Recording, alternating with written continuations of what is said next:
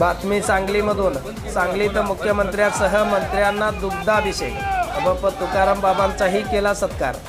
राज्यातील मुख्यमंत्री युवा प्रशिक्षणार्थी यांना मुदतवाढ द्यावी, त्यांच्या मागण्या मान्य कराव्यात यासाठी चिखलगी भुयार मठाचे मठाधिपती श्री संत बागडेबाबा मानवमित्र संघटनेचे सर्वेसर्वा तथा महाराष्ट्र राज्य युवा प्रशिक्षणार्थी संघटना पश्चिम महाराष्ट्राचे प्रमुख हबप तुकाराम बाबा महाराज यांनी तीव्र लढा उभा केला होता. त्यांच्या या लढ्याला यश आले असून मुख्यमंत्री देवेंद्र फडणवीस यांनी तुर्तास 5 महिन्यांची मुदतवाढ दिली आहे.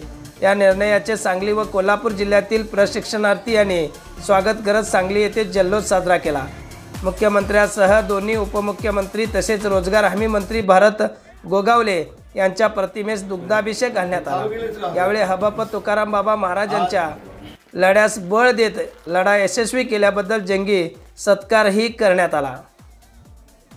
आज सांगली या ठिकाणी मी पत्रकार परिषद घेतो. त्याचबरोबर माननीय मुख्यमंत्री देवेंद्रजी फडणवीस साहेब, उपमुख्यमंत्री एकनाथजी शिंदे साहेब, उपमुख्यमंत्री अजित पवार साहेब आणि त्याचबरोबर ज्यांनी आमच्याबरोबर सातत्यपूर्वक ज्यांनी परिश्रम रात्रीचा दिवस केला ते माननीय भरतशेठ गोगावले साहेब यांचं मी मनापासून आभार व्यक्त करतो की मुख्यमंत्री वा कार्यपक्षातील जो लढा आम्ही उभा केला त्याला आज खरोखर सांगलीमध्ये यश प्राप्त झालेलं आहे.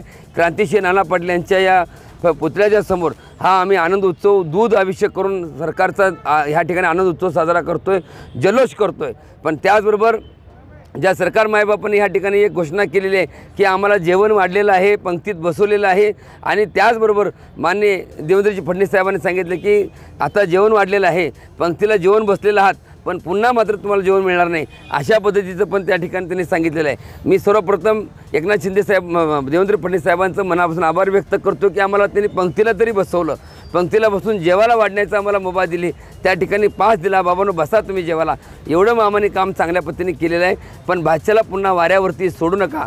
5 महिन्यानंतर हे मुलं सक्षम झाल्यानंतर हे जायचं कुठं हाही मोठा प्रश्न आहे. त्यासाठी देखील पर्यायी व्यवस्था आपण त्या ठिकाणी करायला पाहिजे.